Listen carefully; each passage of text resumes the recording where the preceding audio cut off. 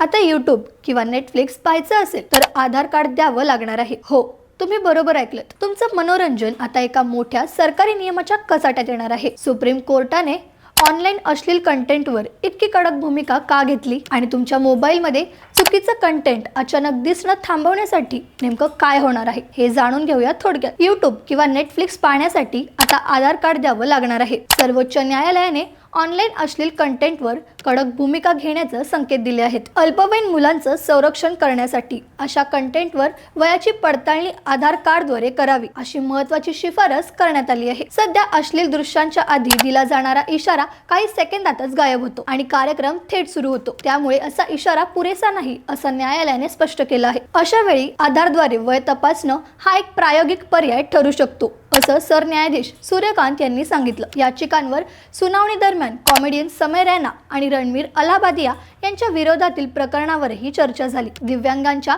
अपमानाबद्दल न्यायालयाने तीव्र नाराजी व्यक्त केली आहे आणि असं सांगितलं आहे की अभिव्यक्ती स्वातंत्र्य म्हणजे मनमानी नाही। न्यायमूर्ती जॉय माल्या बागची यांनीही ऑनलाईन कंटेंटमधील अचानक दिसणाऱ्या अश्लीलतेवर चिंता व्यक्त केली आहे। मोबाईल उघडताच चुकीचं कंटेंट दिसतं आणि ते थांबवणं गरजेचं असल्याचं त्यांनी म्हटलं आहे। यासाठी एक स्वतंत्र नियम संस्था असायलाच हवी असंही सर्वोच्च न्यायालयाने मत मांडलं। समाजात संतुलन राखण्यासाठी हे पाऊल उचलणं आवश्यक असल्याचं न्यायालयाने स्पष्ट केलं आहे। मग तुम्हाला या निर्णयाबद्दल काय वाटतं? खरंच यामुळे फरक पडेल का? आम्हाला कमेंट्समध्ये नक्की सांगा।